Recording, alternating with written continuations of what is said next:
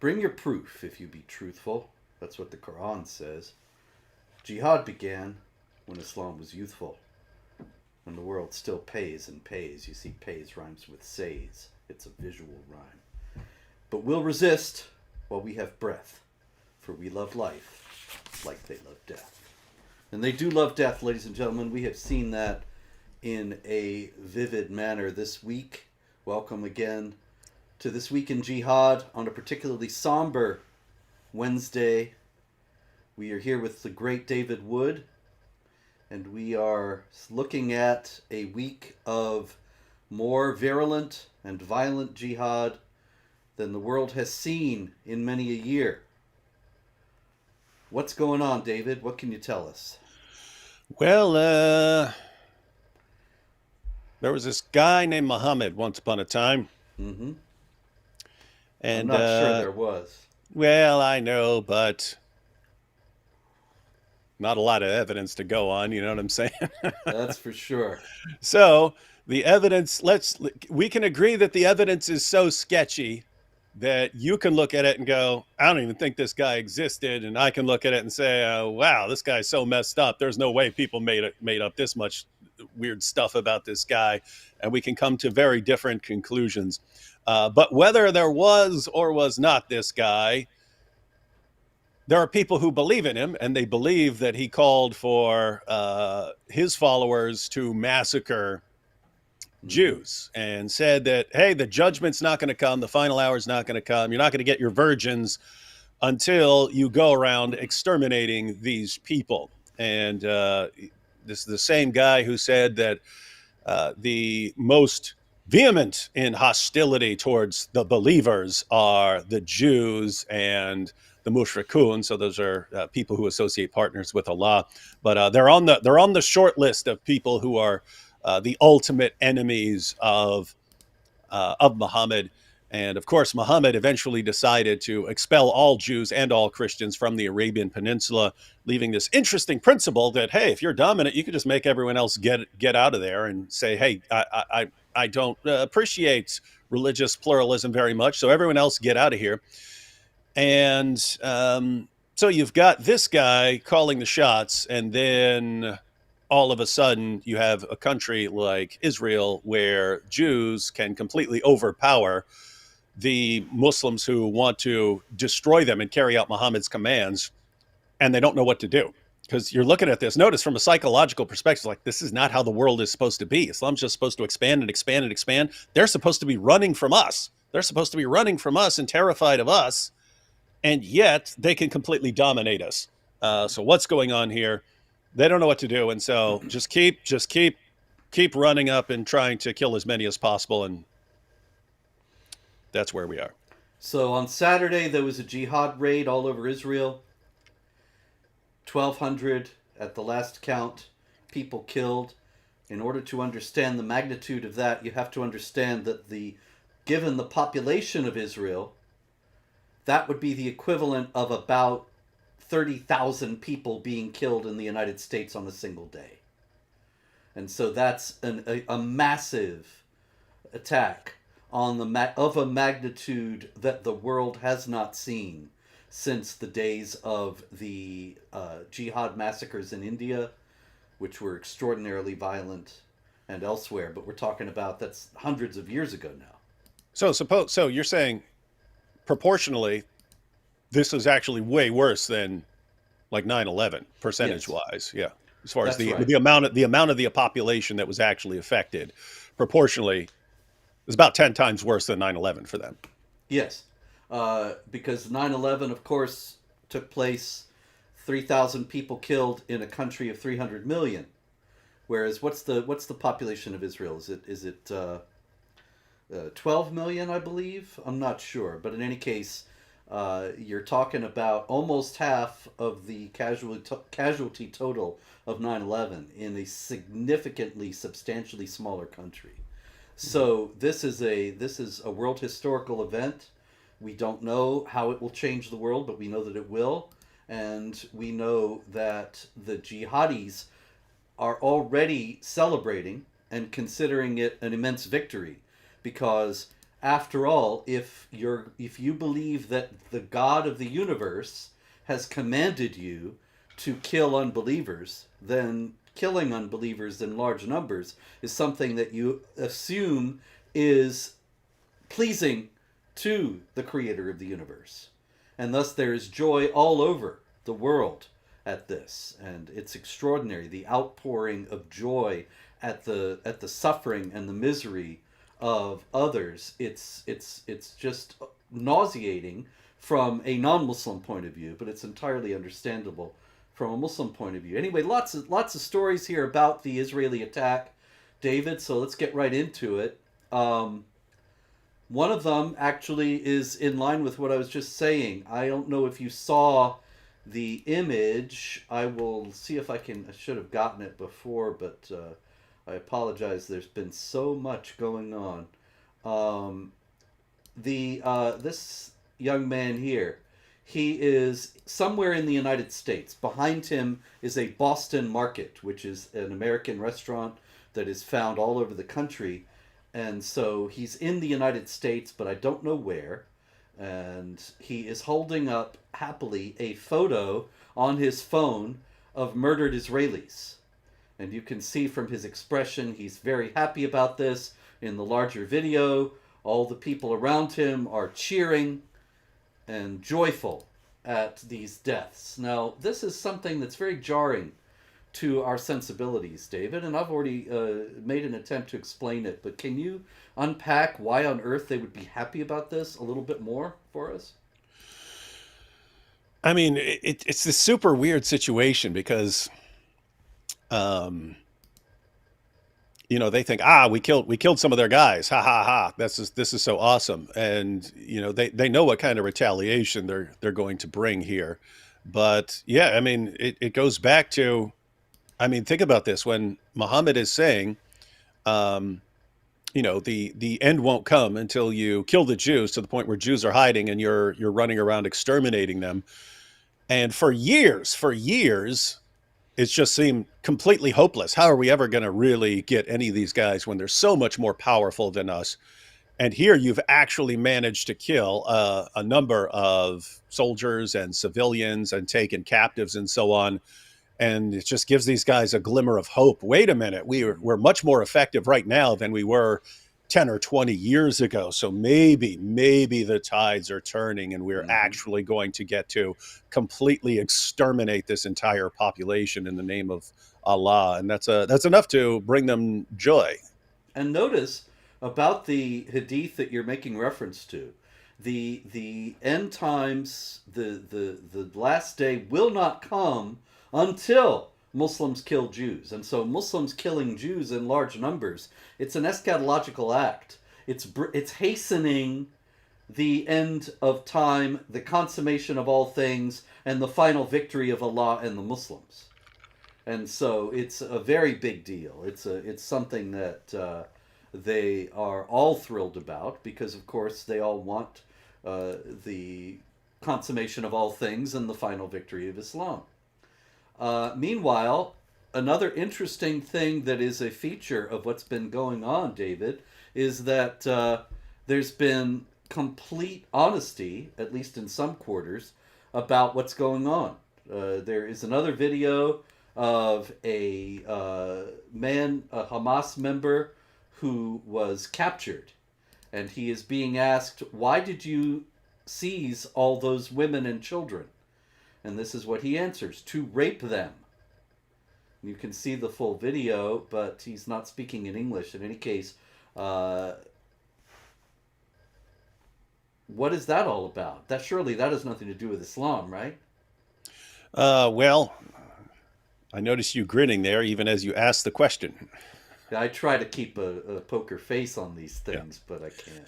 Yeah, so we all know we've got this ongoing problem in Islam, namely that if you get power over someone, you can take the women as sex slaves, and this happened in places like Khaybar. It even happened in Medina. But when you would conquer the Jews, you would kill the men, or in some men would survive, but the women, even if they were married and even if their husbands survived, you could take the women as your sex slaves. And of course, you can marry them if you choose, or you can just keep them as your sex slaves, or you can keep them as your sex slaves for a little while and then sell them to another guy who will use them as sex slaves. But yeah, this is. I mean, it's part of jihad, taking captives. And I have to say, this is really where Muhammad started getting large numbers of converts. When he's just saying, "Hey guys, I'm a monotheist, and we should all just believe in one God," wasn't a terribly popular message. Once the message became, "Hey, if you join me and you fight for me, there are only two possible options," straight out of Bukhari. But there are only two possible options. Either we go out and you survive, in which case you get rewards in war, you take home your sex slaves, or or you die, in which case you spend eternity in paradise, deflowering virgins. So either way, you've got some sex slaves on your hands, and that's when he started getting lots and lots of converts to Islam. Mm-hmm. And you know what's interesting also is that this is not something that is unknown in the modern world. Quite the contrary.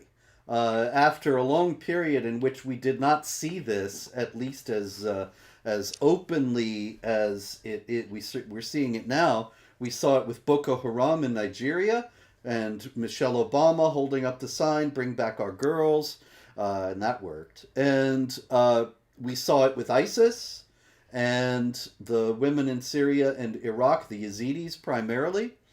And now we see it with Hamas. And even in the face of this repeated evidence that there are Muslims who take this seriously and consider it to be something that is permitted in Islamic religion, you still have people furiously saying this has nothing to do with Islam. And these people are just bandits, and that's why they're doing this kind of thing. And I think, how is it, once again, all the misunderstanders of Islam seem to misunderstand it in the same way? Isn't that odd? One of life's great mysteries. It is. It is. All right, we have various celebrations. In Canada, they were screaming a particular slogan, and it wasn't "This is MAGA country." It was... All we are saying is give peace a chance. That's right. That's what they were saying. Either that or Allahu Akbar, one or the other. Yeah, I'm sorry. It was Allahu Akbar. But you knew that. The thing about This Week in Jihad is, we could mail it in. We could do 10 shows or 100 shows in advance and then just fill in the blanks as to where and when and who. But otherwise, by the it's way, all the same. It is interesting, the methodology, because as evil as it is a sound methodology given the atmosphere that we're in the world. So it's okay, if Hamas goes in and kills a bunch of Jews, then we can celebrate the killing of a bunch of Jews. But we know Israel is going to retaliate. And then when they retaliate, we can say, look what the Jews are doing. We're victims. We're victims. Oh, my goodness, look at the persecution. And they know that. And so notice, like, you've got Muslims around the world who are willing to engage in this, and they claim that they care about the Palestinians, that this is about caring about the Palestinians, when a bunch of Palestinians are going to die over this, and you're celebrating it because why? Because it's all part of the real agenda. And so the real agenda is not protecting some group of people or protecting Muslims who are in the Gaza Strip or anything like that. They're all pawns. They're all pawns in what you really want. And so notice it's they can celebrate this because every time it happens, every time Hamas goes and kills a bunch of people or fires rockets or anything like that, they know, okay, we can cheer for Hamas and what they did here. Then as soon as there's the retaliation, we can all go, oh my goodness, look at how we're being we're being victimized here. Poor us, poor us. And they know it and they love it. It's wild. Well, it always works. You gotta respect what works. And for some reason, the infidels in the West are so stupid that they fall for this again and again and again, and they think, oh dear, these poor victims, we have to stand with them in solidarity. And so we have seen leftists, in Sydney, Australia, at the Sydney Opera House, there was a big demonstration, a lot of Muslims out there, a lot of leftists, and the Muslims start chanting. They had a new chant, David, in Sydney. It wasn't just Allahu Akbar, but it was also gas the Jews. Yeah, I saw that one. The leftists didn't bat an eye. They didn't say, oh, I can't believe you're saying this. I'm leaving. This is a bridge too far. It doesn't seem to make any difference. It's really astonishing. Yeah, and it kind of lets the cat out of the bag about what the real agenda is, because you've got, after every one of these wars, you have the Muslims who come out and say, well, our problem is not with the Jews. Our problem is just with Zionism. Yeah, we love Jews. Ordinarily, we would love Jews in spite of everything our prophet said about slaughtering them in the name of Allah and subjugating them and so on. But man, yeah, it's just the Zionists. When in reality, we've got the claims of Muhammad and the Quran, and we've got 14 centuries of history to judge by. But then you have people saying, gas the Jews, gas the Jews. Notice it's not, hey, gas the Zionists, it's gas the Jews. So yeah, they always let the cat out of the bag. And you've had Muslim scholars in various lectures and so on doing the same thing. They've said over and over again, yes, we hate the Jews because of Israel, but we'd hate them anyway because of what Islam teaches. So either way, we're going to hate you and celebrate your death. And that is the more realistic picture of what's going on. Yes, people are upset over Israel, but yeah, they'd have a problem with Jews either way. Indeed. And that coincides actually with the left's problem with Jews, which is less known. But when you've got a lot of collectivists, Marxists, communists, they don't like an ethnicity that refuses to assimilate and give up all its unique traditions in order to join the collective. And so it just all fits together. Anyway, speaking of being completely honest about what they're doing, or the mask slipping, we have Hamas military commander Mohammed Daif. And he said, "This is the day that you make the criminal enemy understand that its time is up. Kill them wherever you may find them." Huh. Where did he hear that, David? Kill them wherever you may find them. That's not a quote of anything, is it? Yeah, you have these commands. So people are most familiar with Surah 9, verse 5. But in Surah 2, verse 191, you have this command to kill them wherever you find them. And that's actually, in context, it's about Mecca, but that's the passage that says, drive them out from whence they drove you out. And so Muhammad and his followers had to flee Mecca for Medina, and then you get the command to drive them out from whence they drove you out. But you've had Muslim scholars for centuries who have applied this to any land that Muslims ever conquer. If you get driven out of it, you have to go back and keep fighting for it. And so, kill them wherever you find them. And that's being applied to driving them out from where they drove you out. And so, yeah, pretty Indeed. straightforward. And I thought it was interesting also that kill them wherever you find them is a Quran verse that pretty much universally the Islamic apologists of our own day will say, oh, that doesn't apply to anything in the modern age. That only had to do with, if you read it in Arabic, and if you read it in context, you would know, you ignorant Islamophobe, that only had to do with Muhammad fighting the pagan Arabs of Mecca, and not with anything having to do with anything after the 7th century. And yet here's a Hamas commander, somehow he didn't get the memo. I don't understand that. Yeah, it's kind of like when you say that Islam has a death penalty for apostates, and they call you liar for 2 decades, and then they come out bragging about it. Of course, we're going to kill apostates, or really any one of these issues. They call you a liar. You're a liar. You're a liar. Oh, you say that Islam promotes child marriage. What a liar! What an Islamophobe! And then they come out and say, oh, okay, of course we support child marriage, and we want everyone to support child marriage. That's what Islam is all about. But you're still an Islamophobe for not supporting child marriage. And so it's you're an Islamophobe if you point out what the Quran says. You're an Islamophobe if you point out that what it's obviously saying, and they say no, it doesn't teach that, even though that's exactly what it's obviously saying. But then they'll turn around and call you an Islamophobe once they agree that you're right. Yep. So Yeah, it's amazing. no matter what happens, you're an Islamophobe.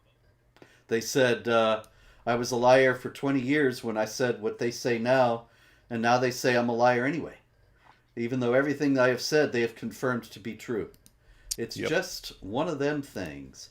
Anyway, we also have Fatah, which is the an arm of the Palestine Liberation Organization, which is the ruling group, of course, in the Palestinian Authority that is in the West Bank, as opposed to Gaza, where Hamas prevails. And Fatah joined in the fun, actually, on Saturday, in the evil, I should say, so nobody gets me wrong here. I'm not being serious when I say fun. It's bitter sarcasm.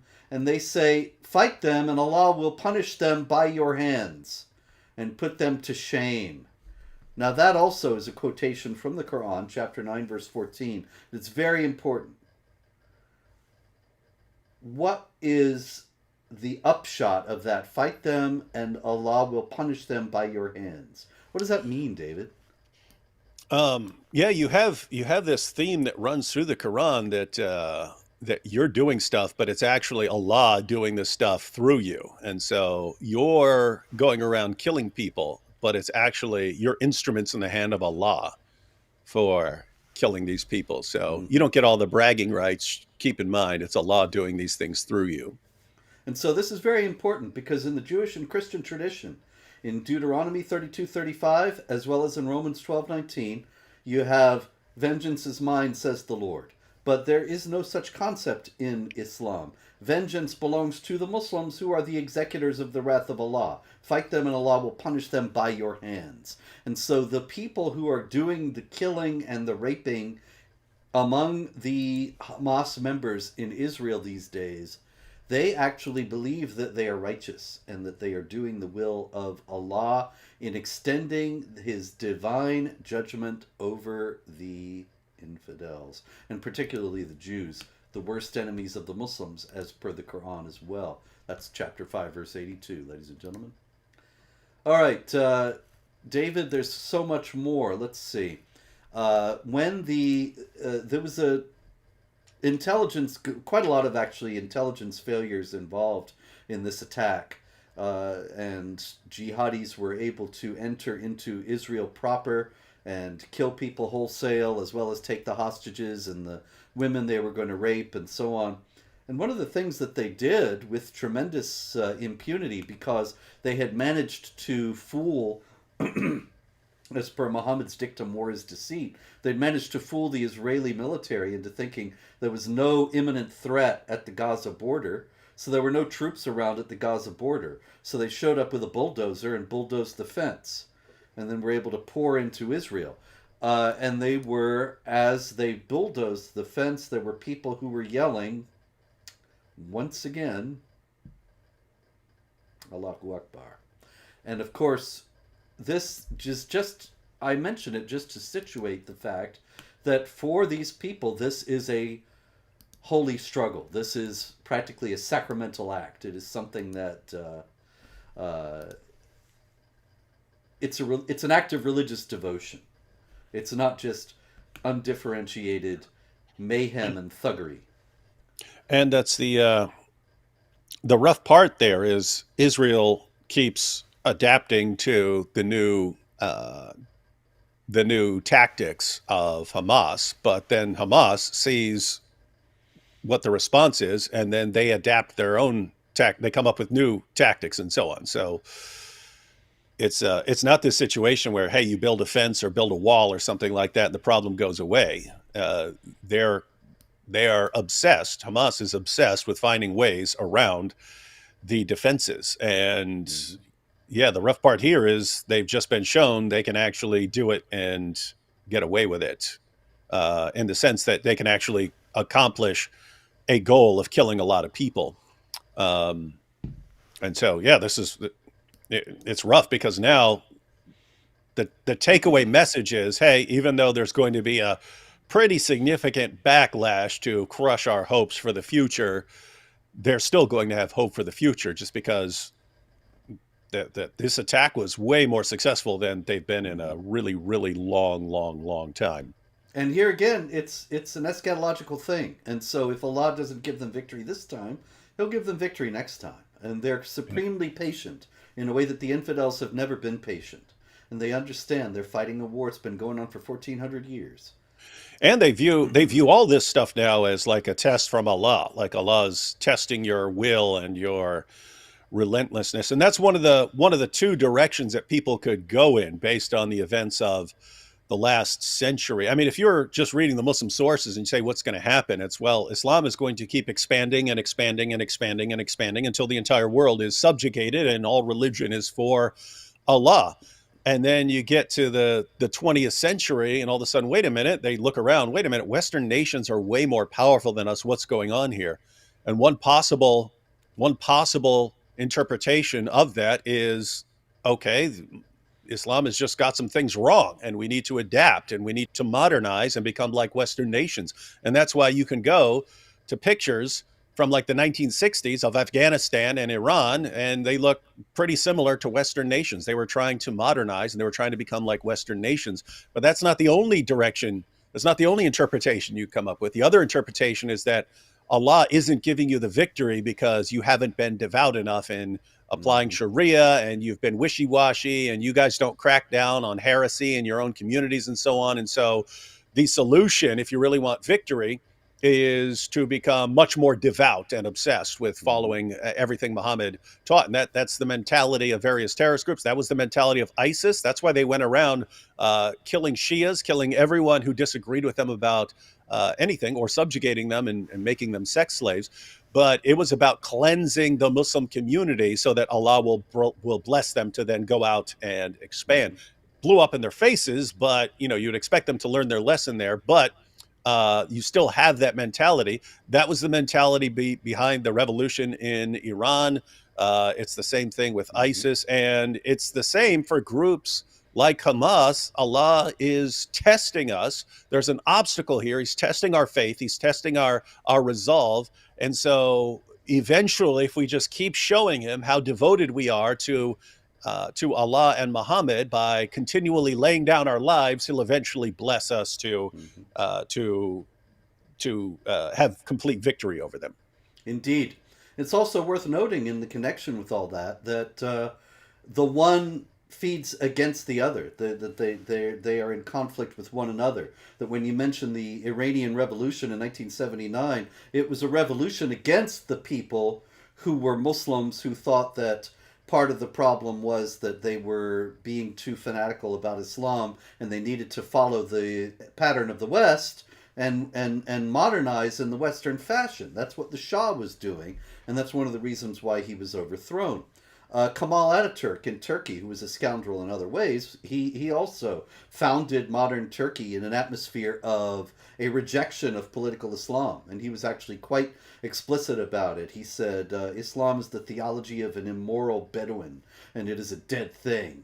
And he thought that the reason why the Ottoman Empire had lost in World War I was because of Islam. And so he restricted Islam in secular Turkey. But then there was always the backlash from Muslims in Turkey and elsewhere who thought that he was a terrible infidel and was going to bring the wrath of Allah onto the country by his lack of faith, and that they needed to reassert Islam for Turkey to prosper. And that, of course, is the position of the current president, Recep Tayyip Erdogan.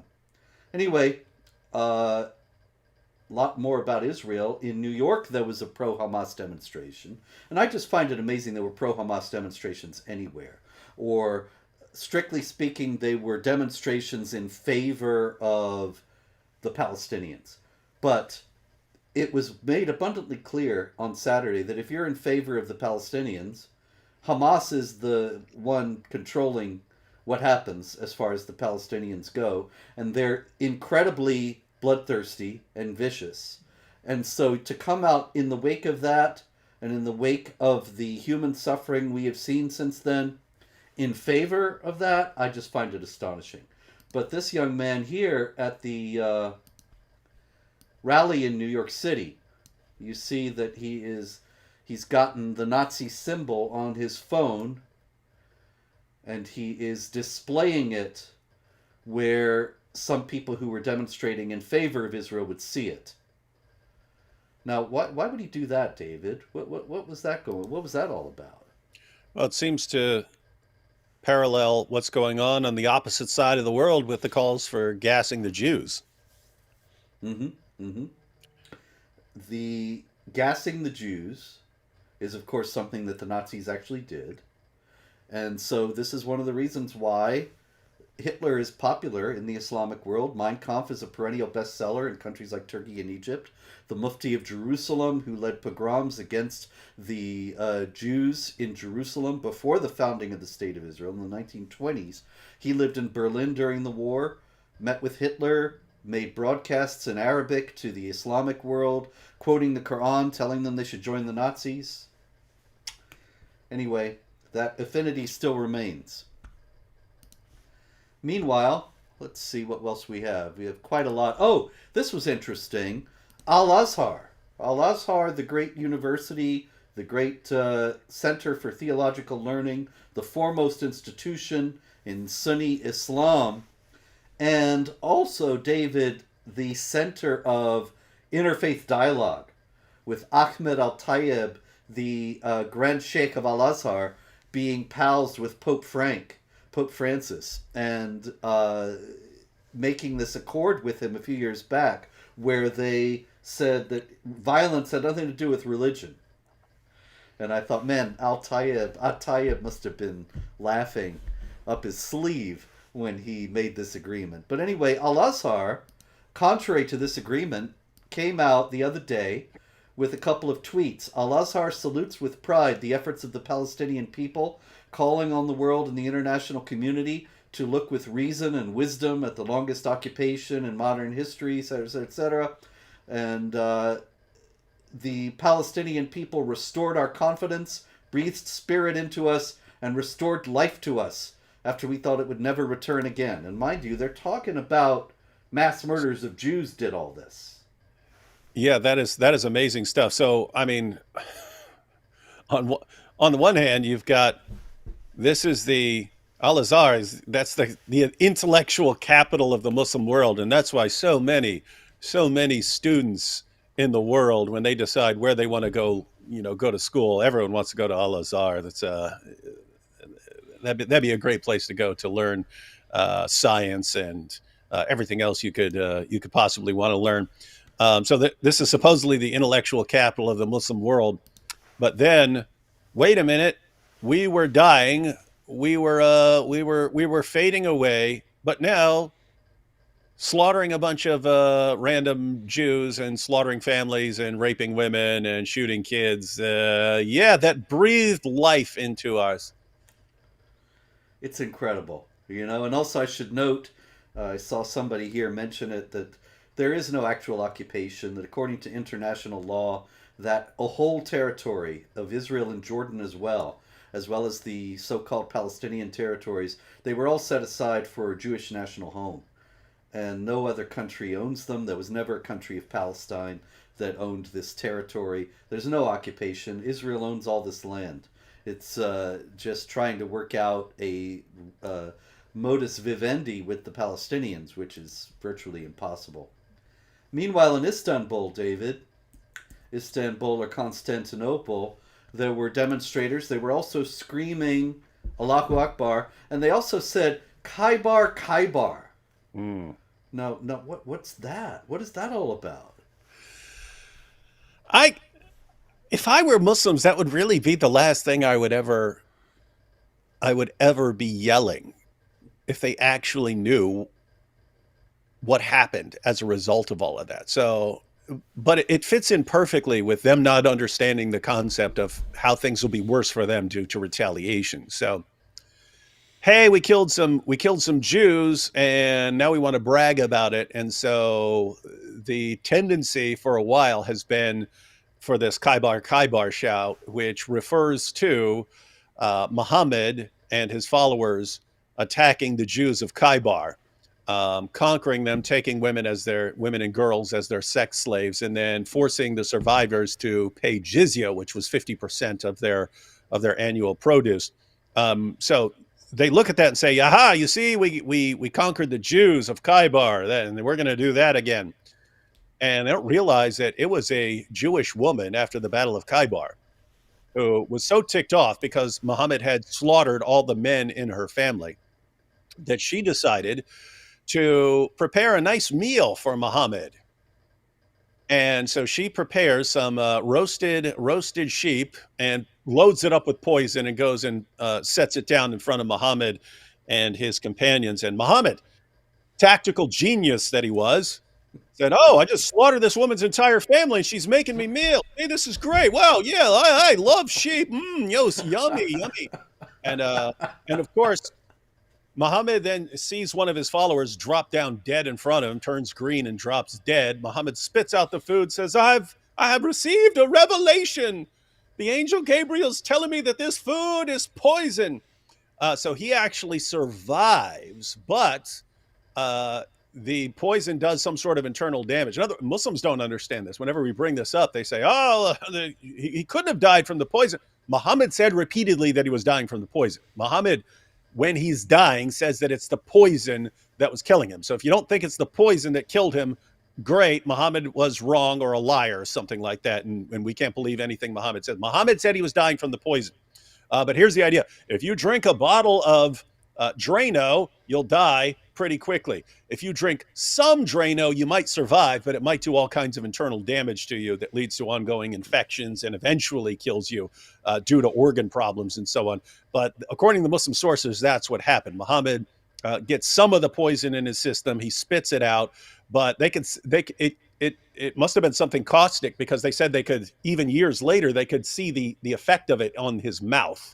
When Muhammad would open his mouth, they say they could see the effects of the poison. So it was something that did internal damage to him, and he eventually dies from. So it's just amazing that Muslims use this as their example. Ha ha, we're going to get you Jews. We're going to kill. It's like, wait a minute, that got your prophet killed. That caused your prophet to spend years in agony because his internal organs were dissolved because of this poison. And you're bragging because of it. That's what happened because of the retaliation. That woman never would have thought of poisoning Muhammad anywhere in her life until you showed up and slaughtered her family. Then she decided she's going to take this guy out. And so it's so short-sighted. Ha ha, we killed you. Ha, just like we killed the Jews of Khaybar. Yeah, and they took out your prophet. Was it worth it? Was it worth losing? Was killing those Jews worth losing your prophet? Because that's what it sounds like you're saying. But of course, what they mean is we're going to commit genocide. We're going to kill you all. And it's astonishing to me how common this chant is because nobody knows what it means. I remember a few years back, there was a very minor episode compared to this where Hamas was firing rockets into Israel from Gaza, and Israel took some actions to retaliate and to stop them. And there was a demonstration, pro-Israel demonstration in New York City. I was there at the time. I went, and across the street, there were the Palestinian demonstrators chanting Khaybar, Khaybar, Ya Yahud. And I thought, this is astonishing. They're saying, we're going to kill the Jews here, and nobody cares. Nobody even knows. That's what they're saying.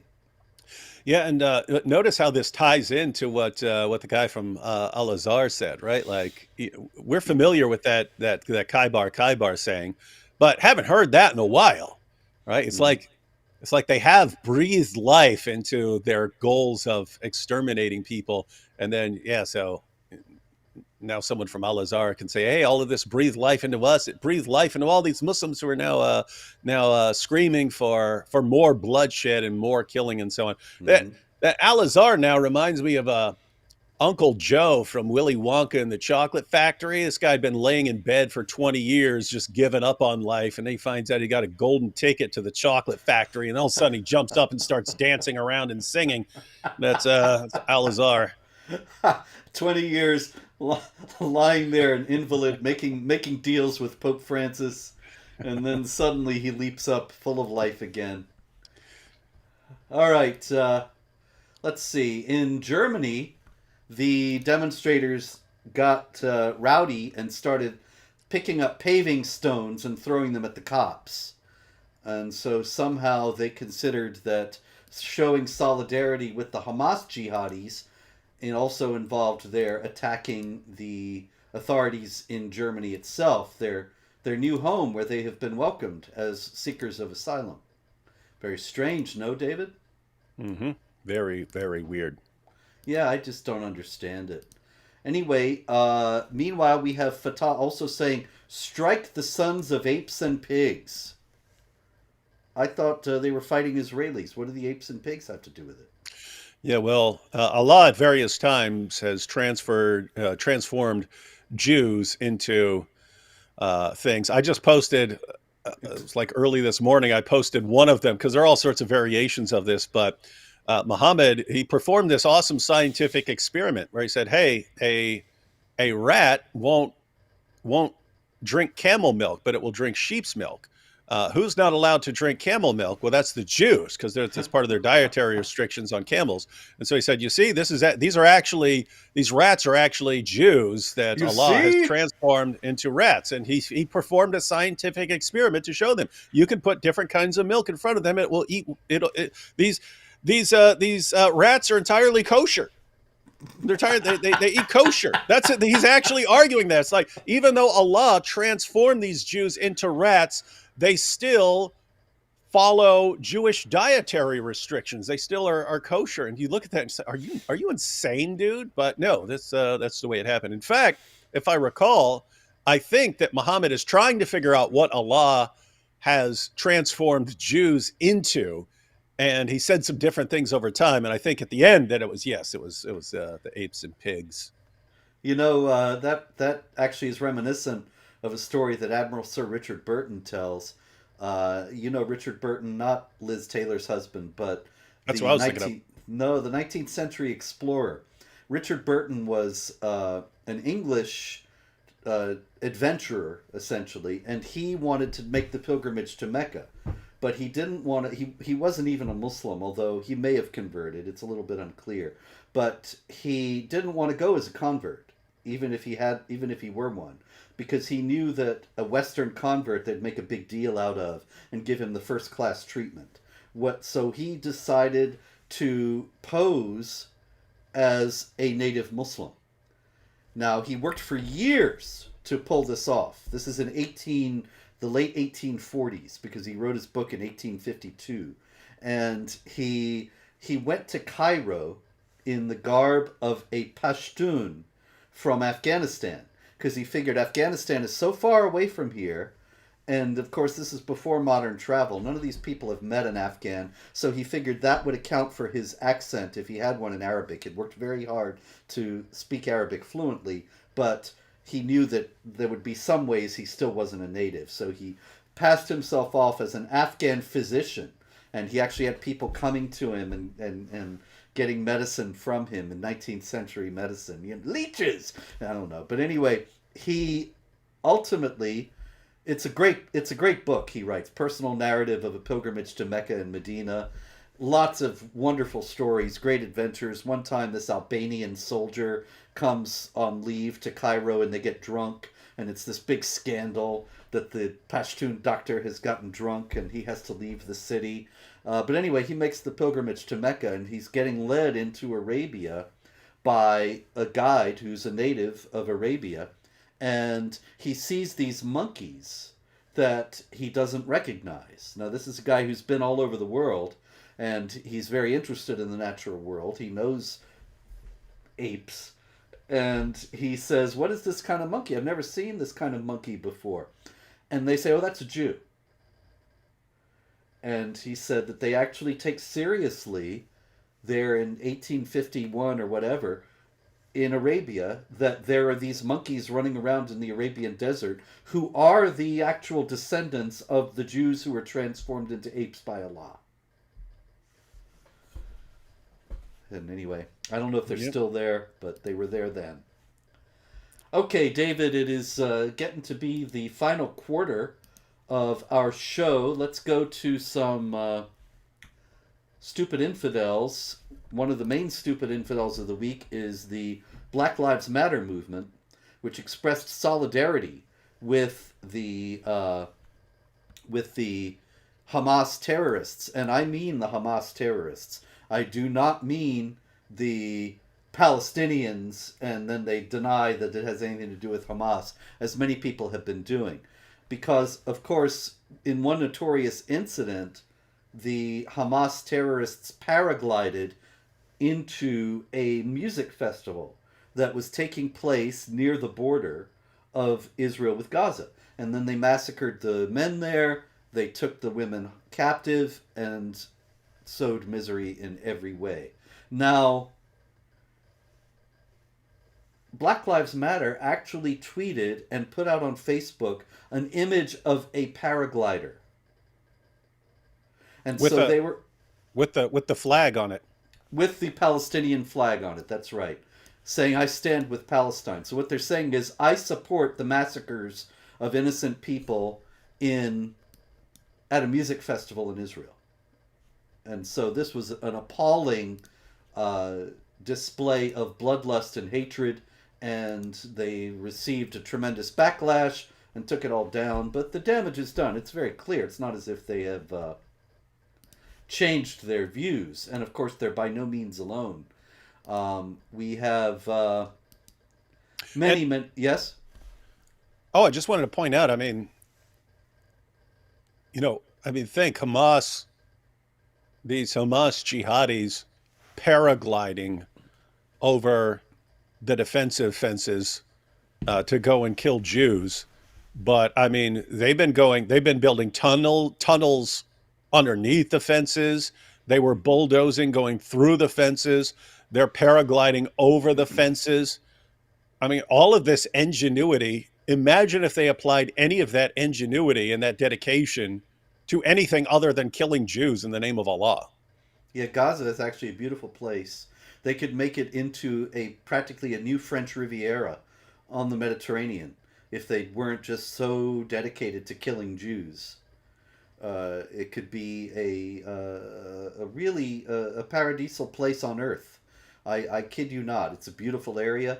And, even when the Israelis withdrew from it in 2005, Mortimer Zuckerman, the publisher of the New York Post, spent $14 million to buy the greenhouses that the Jews had been operating in Gaza, gave them to the Palestinians, said, here, now you have a gainful employ, you can run these greenhouses, now that there'll be peace and you won't be fighting jihad, you can do this.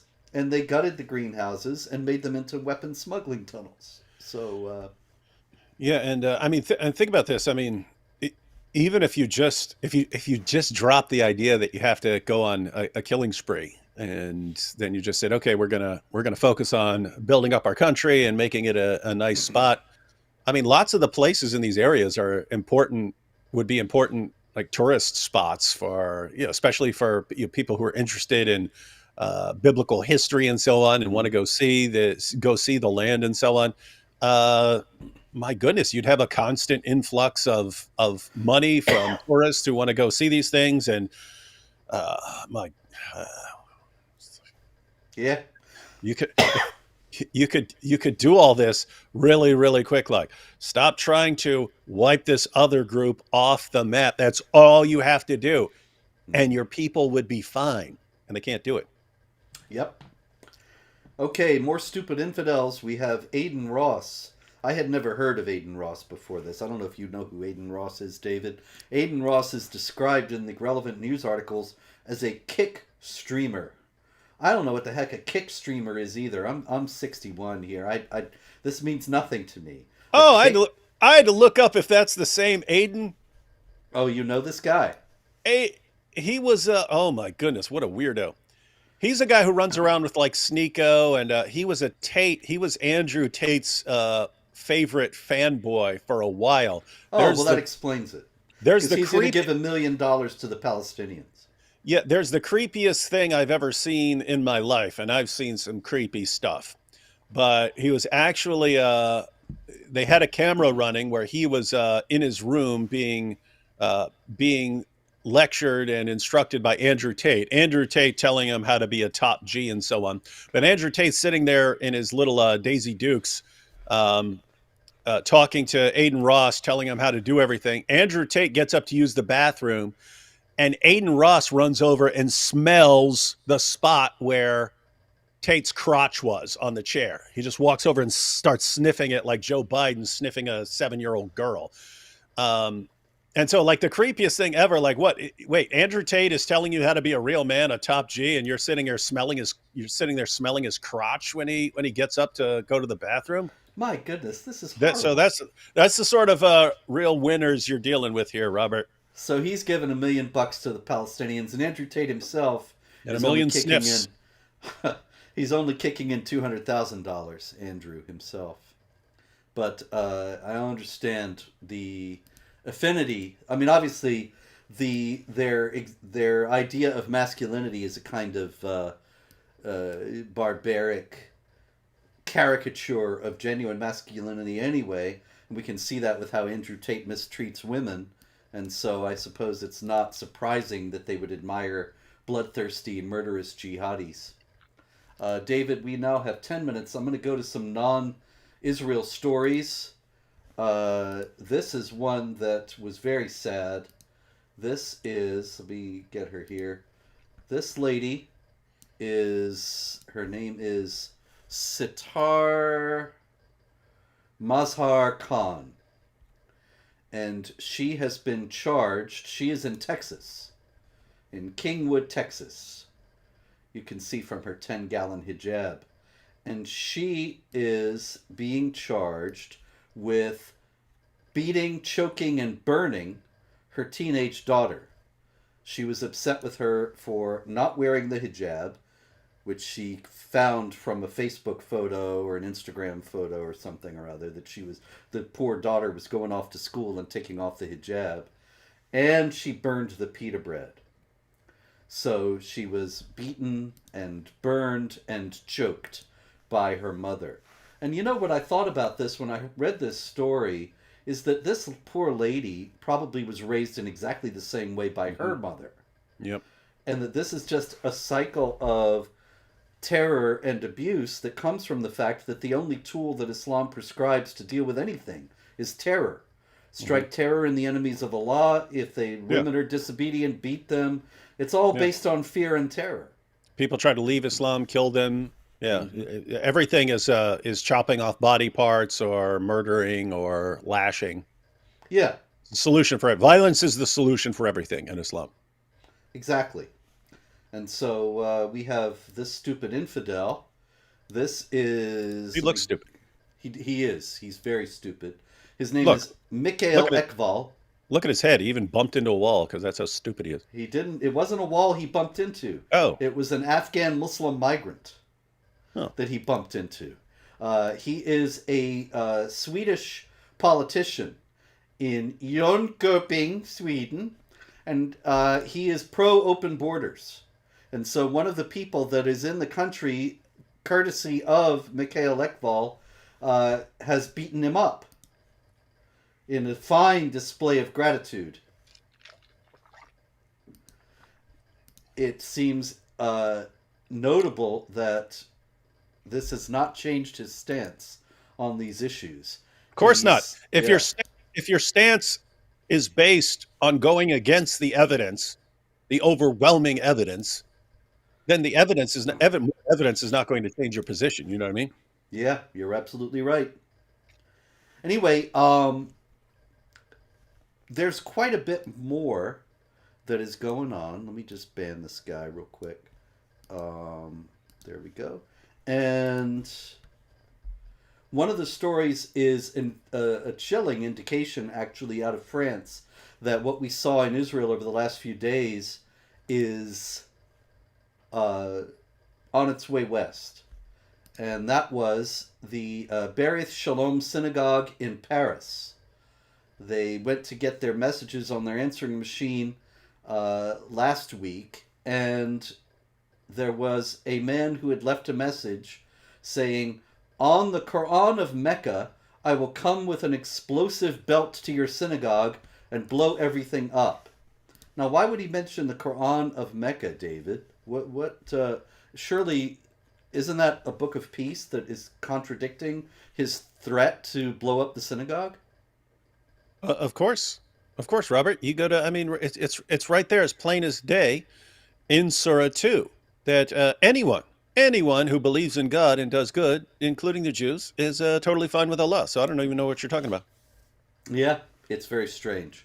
But in any case, yes, he said on the Quran of Mecca, which was interesting because Mecca, the surahs of the Quran are divided into the Meccan and Medinan in Islamic tradition, and the Meccan ones are generally more tolerant and peaceful, at least relatively, and yet he's swearing by the Quran of Mecca to blow up the synagogue. Very strange. We have out of Vienna a similar story to that of the one out of Texas, a girl beaten up for not wearing hijab, but she was not beaten by her parents. She was beaten by the Sharia police, who are now walking around with impunity in Vienna and enforcing Islamic law upon the Muslims. What do you think that they think Vienna is going to be like in 5 years or 10 years, David? Yeah, we've seen this over and over again. The Sharia patrols and things like that, where Mm-hmm. they will always. The goal is always to enforce and impose Sharia to whatever extent you can. If you dominate a society, then you can go all out and enforce full Sharia. If you can't, even if you're 1% of the population, like here in the U.S., you try to impose it in the same way. So you try to silence critics of Islam by labeling them Islamophobes or things like that. But you notice it's the same goal. We want to control what you are able to say about our religion. So you could do that in various ways. And it's basically in areas where they're convinced that they can walk around with a Sharia patrol and start enforcing some things. They will start doing it. And it's the weakness of the infidels, the stupidity of the infidels that enables that. And another story out of Germany, right next door, it emphasizes this. It's the story of a man identified only as Firas A, and he is from Syria, but he now lives in Germany. And he got angry. He lives in Hamburg. And he was detained a couple times for driving without a license. And apparently he got so irritated at being stopped by police for driving without a license that he decided nobody else was going to be driving either. And he took a hammer and he smashed 245 car windows. Now, this story I find it amazing, David. It takes a while to smash 245 car windows. And yet nobody seems to have stopped him or called the police. The That would police be didn't show up. that would be Islamophobic to stop him, Robert. Come on.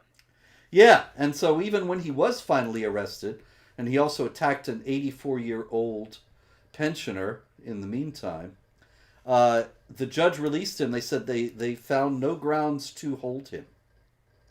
Notice because you got the parallels. I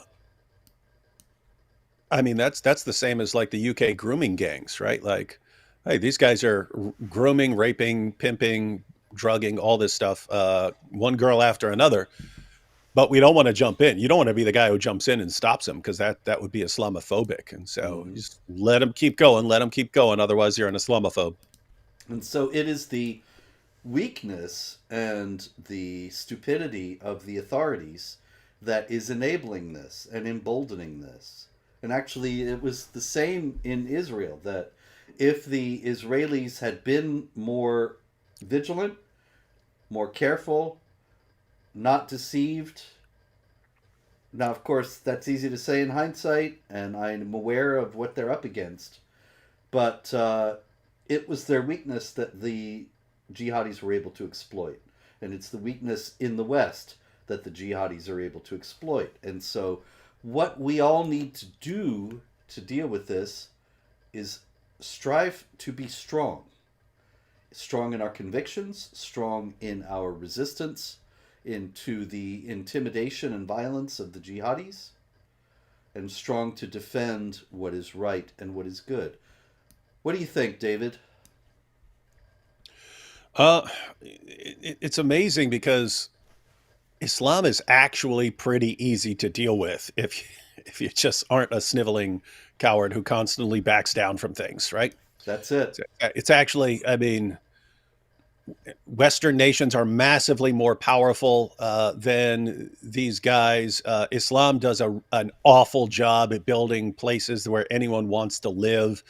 There's like there's like no real competition here. It's just everyone in the West is like it goes back to that old saying where if you get conquered by these guys, it's you conquered yourself first. You have Mm. to. Same thing with the Roman Empire. No one could have conquered the Roman Empire if the Roman Empire weren't deteriorating from within on its own. And so, pretty easy to deal with jihadis. Pretty easy to deal with everything moving forward. It's pretty simple. But not if you're just going to be a sniveling coward who constantly backs down from people who are raping and pimping girls and smashing car windows and paragliding over fences to slaughter people at concerts and so on. Yeah, that's where we So are. that's it. That's it, ladies and gentlemen. Don't be a sniveling coward who constantly backs down. Stand up. You heard it here. It's not going to be easy, but it's essential. There really is no other alternative. So stand up this week. Resist jihad. Pray, hope, and don't worry. And God willing, we'll be back next week. We hope there will be no more jihad to talk about, in which case we will discuss the latest developments in jazz music. But otherwise, we'll probably be talking jihad. See you then.